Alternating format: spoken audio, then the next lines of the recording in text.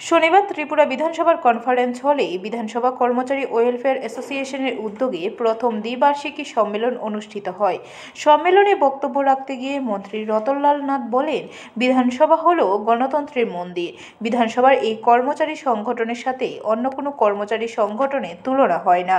এটা অনেকটাই ব্যতিক্রমী। এখানে বহু বছর ধরে কাজ করছে কর্মীরা। তিনি আরও বলেন, ত্রিপুরা যখন পূর্ণ রাজ্যের মর্যাদা পেয়ে বিধানসভা অধিবেশন শুরু করে তখন বাজেট ছিল 63 কোটি টাকা।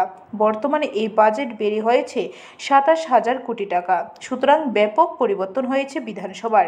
আয়োজিত অনুষ্ঠানে ঈদের এছাড়াও উপস্থিত ছিলেন ত্রিপুরা বিধানসভার অধ্যক্ষ বিশ্ববন্ধু সেন এবং উপাধ্যক্ষ রামপ্রসাদ পাল, বিধানসভার মুখ্য সচেতন কল্যাণী সাহারাই সহ অন্যান্যরা।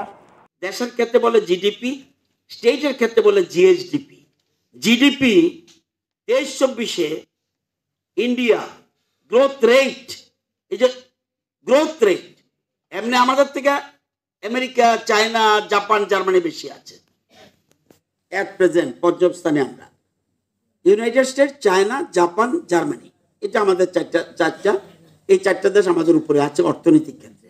ব্যুরো রিপোর্ট, খবর ত্রিপুরা।